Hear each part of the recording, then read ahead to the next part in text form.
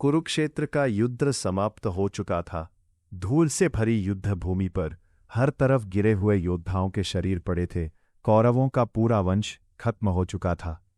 लेकिन इतिहास में एक सच्चाई छुपी हुई है। एक कौरव ऐसा भी था जो बच गया था। उसका नाम था युयुत्सु। हस्तिनापुर का महल, जहां सत्ता और अहंकार की कहानियां जन्म लेती थीं, वही जन्म हुआ युयुत्सु का। राजा धृतराष्ट्र का पुत्र। वह कौरवों के बीच ही बड़ा हुआ, लेकिन उसके मन में अपने भाइयों जैसा घमंड नहीं था। जहां दुर्योधन के हृदय में सत्ता की लालसा और अहंकार था, वहीं युयुत्सु के भीतर धर्म की आवाज थी। समय बीता और वह दिन आ गया जब कुरुक्षेत्र का हमारे युद्ध शुरू होने वाला था। दोनों सेनाएं आमने सामने खड़ी थीं। हजारों रथ, लाखों सैनिक और हवा में फैलता हुआ युद्ध का भय था।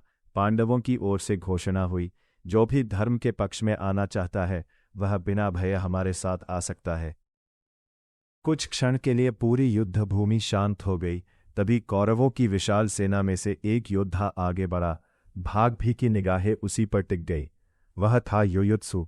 उसने अपने भाइयों की ओर देखा, फिर पांडवों की ओर कदम बढ़ा दिए और दृढ़ स्वर में कहा, मैं अधर्म के लिए नहीं लड़ सकता, मैं धर्म के साथ खड़ा रहूंगा। उस क्षण पूरी युद्ध भूमि स्तब्ध रह गई। युयुत्सु ने अपने ही परिवार की सेना छोड़ दी और पांडवों के साथ खड़ा हो गया।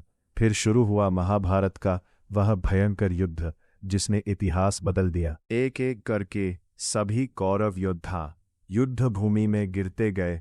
अंत में दुर्योधन भी मार आ गया और उसी के साथ कौरवों का साम्राज्य समाप्त हो गया। लेकिन उस भयानक युद्ध के बाद एक कौरव जीवित बचा था, युयुत्सु। जब युधिष्ठिर हस्तिनापुर के राजा बने तो उन्होंने युयुत्सु को राज्य की जिम्मेदारी सौंपी, क्योंकि वह जानते थे जिसने सबसे कठिन समय में भी धर्म का साथ नहीं छोड़ा, वही राज्य संभालने के योग्य है।